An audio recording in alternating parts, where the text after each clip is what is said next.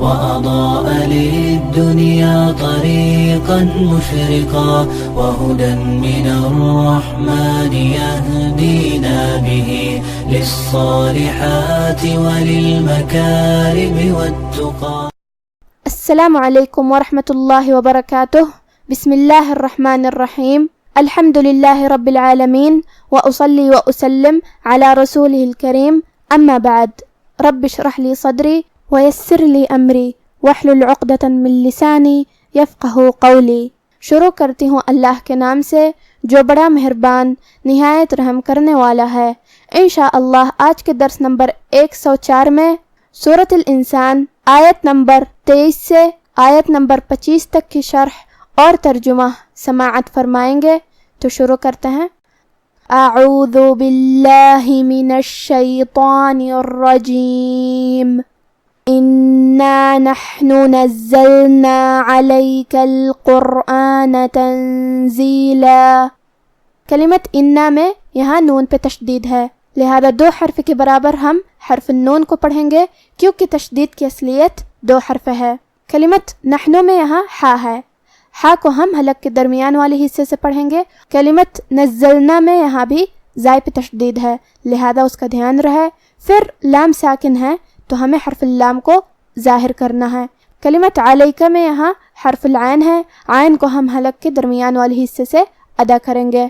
کلمت القرآن میں یہاں حرف القاف ہے. قاف کی ادائیگی زبان کے جڑ اور تالو کے نرم حصے سے ہے. قاف حروف التفخیم میں سے بھی ہے تو ہم قاف کو بھاری آواز میں ادا کریں گے.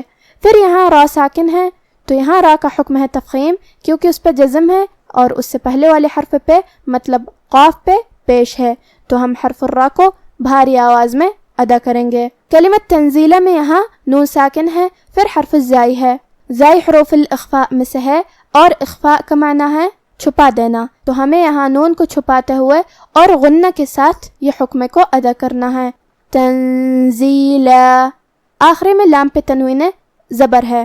اگر ہم یہ آیت کو اگلی آیت کے ساتھ ملا کے پڑھے تو حرف الفا کلمت فصبر میں حروف الاخفاء میں سے ہے تو ہم یہ حکم کو غنہ کے ساتھ ادا کریں گے. تنزیلا فصبر. اور ہم کلمت تنزیلہ پہ رکیں گے تو اس پہ مد الف سے رکیں گے.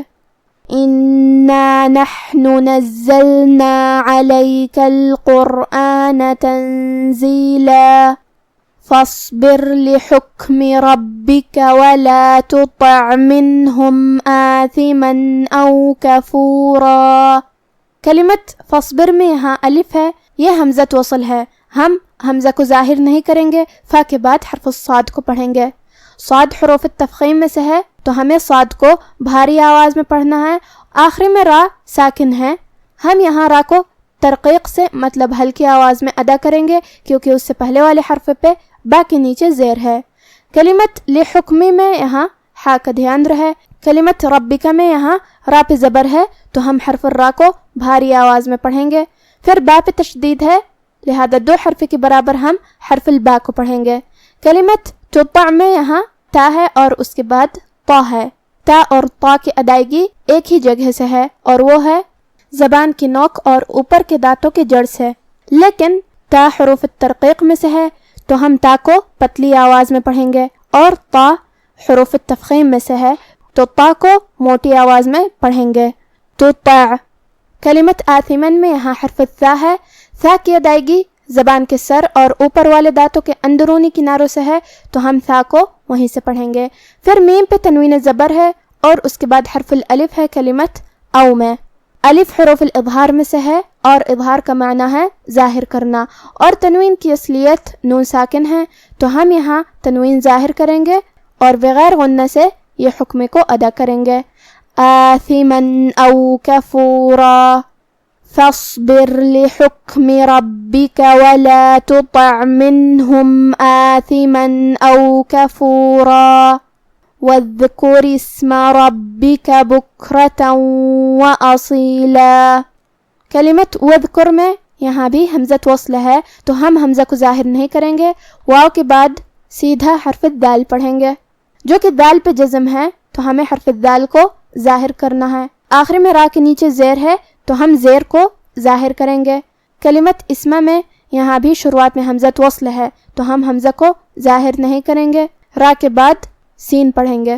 یہاں حرف سین پہ جزم ہے تو ہم سین کو ظاہر کریں گے۔ کلمت بکرتن کے آخری میں تا پہ تنوین زبر ہے، پھر حرف الواو ہے۔ واو حروف الادغام بغنہ میں سے ہے اور ادغام کا معنی ہے حرف کو حرف میں داخل کرنا، تو ہم یہ تنوین کو واو میں ملا کے غنہ اور تشدید کے ساتھ یہ حکم کو ادا کریں گے۔ بکرتا و اصیلا، کلمت اصیلا میں یہاں شروعات میں حمزہ قطع ہے تو ہم حمزہ کو ظاہر کریں گے۔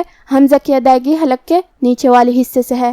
حرف الصاد کو ہم تفخیم سے مطلب بھاری آواز میں پڑھیں گے، آخری میں یہ کلمہ پہ روکیں گے تو اس پہ مد الف سے روکیں گے۔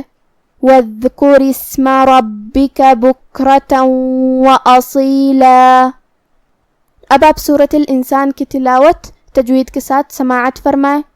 اعوذ باللہ من الشیطان الرجیم، اِنَّا نَحْنُ نَزَّلْنَا عَلَيْكَ الْقُرْآنَ تَنزِيلًا فَاصْبِرْ لِحُكْمِ رَبِّكَ وَلَا تُطِعْ مِنْهُمْ آثِمًا أَوْ كَفُورًا وَاذْكُرِ اسْمَ رَبِّكَ بُكْرَةً وَأَصِيلًا۔ اے نبی صلی اللہ علیہ وآلہ وسلم، ہم نے تم پر قرآن بتدریج نازل کیا ہے تو اپنے پروردگار کے فیصلے کے لیے انتظار کیے رہو، اور ان لوگوں میں سے کسی بدعمل اور ناشکرے کا کہا نہ ماننا، اور صبح و شام اپنے پروردگار کا نام لیتے رہو۔